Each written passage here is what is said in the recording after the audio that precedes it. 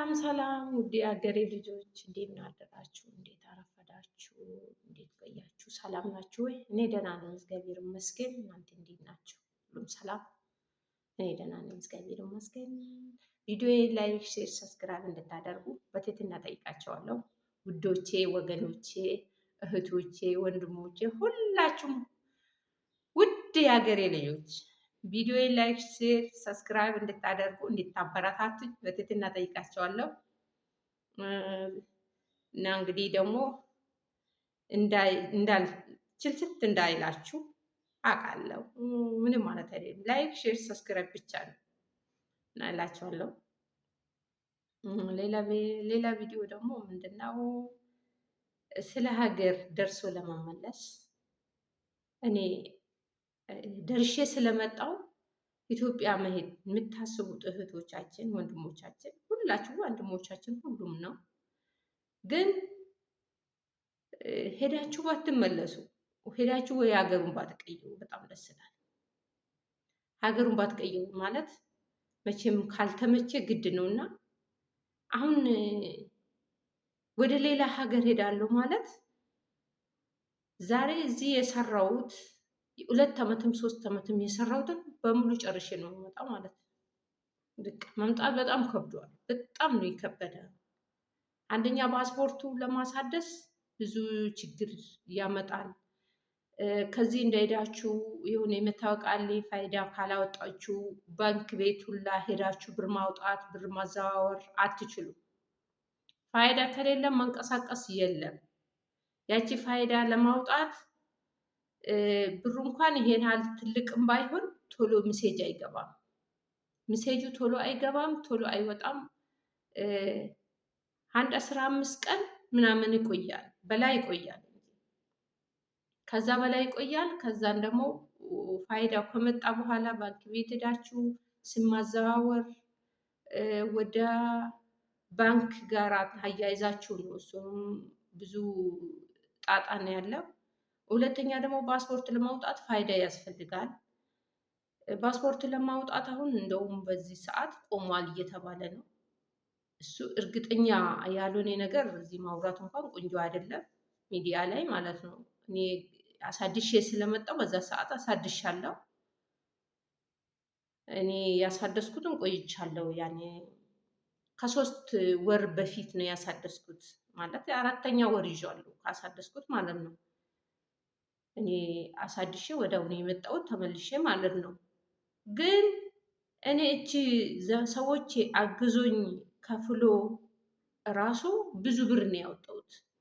እኔ በደላላማ አይደለም፣ በደላላማ 100,000 አይበቃችሁም፣ 100,000 አይበቃችሁም። እንደ አዲስ ሆናችሁ ነው ሌላ ሀገር የምትሄዱት ታውቃላችሁ። ማናችሁም ሌላ ሀገር ለመሄድ ብዙ ብር ጨርሳችሁ ለምርመራ ለምኑ ብዙ ብር ነው። ምርመራ እንደ ድሮ አይደለም።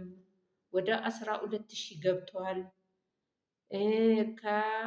ወደ ደላላ ከሄዳችሁ ወደ 80,000 ነው።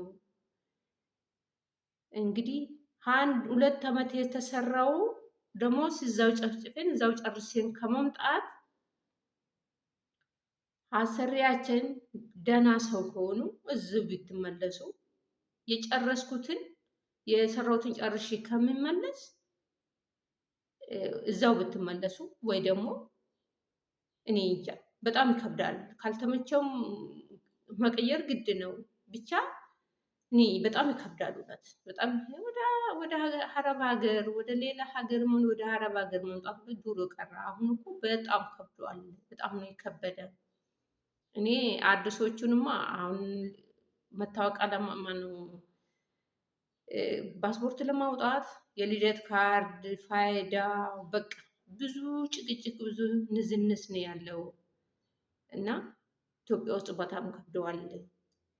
እና የሰው ሕይወት ብቻ ነው የረከሰው። የሰው ሕይወት በጣም ረክሷል ኢትዮጵያ ውስጥ። ሀገራችን በጣም ተበላሽቷል።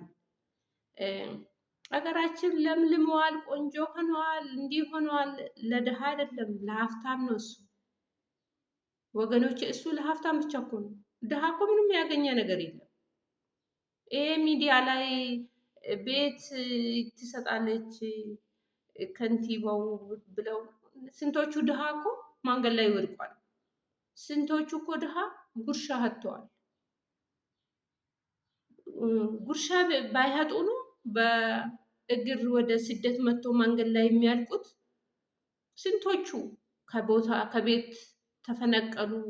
ግማሹ ጦርነት፣ ግማሹ ብዙ ነገር ነው ያለው። ይሄ ሁላ ቢመቻቸው አይደለም፣ ባይመቻቸው ነው ወደ ስደት በእግር የሚመጡት። እና ኢትዮጵያ ድሮ ቀራ ተብላሽቷል። እንግዲህ ፈጣሪ ሰላሙን ያምጣልን። ሀገራችን ዓለም ሀገር ናት። ያልተበላች ሀገር ነበረች፣ ተበላሽታለች። ግን ፈጣሪ ሰላሙን ይመልስልን እላቸዋለሁ። እህቶቻችን፣ ወንድሞቻችን ሁላችሁንም ሁሉ የሚያውቀው ነው። ይህ አዲስ አይደለም። በብዙ በኩል ነው የተጎዳችው ሀገራችን። ዛሬ ደሃ እኮ ጉርሻ አጥተው ልመና ወጥተዋል። ቤት አጥተው የሚከፍለው የቤት ኪራይ የሚከፍሉ አጥተው ጎዳና አድረዋል። ልጆቹን ይዘው ጎዳና የሚያድሩ ስንቶቹ ናቸው?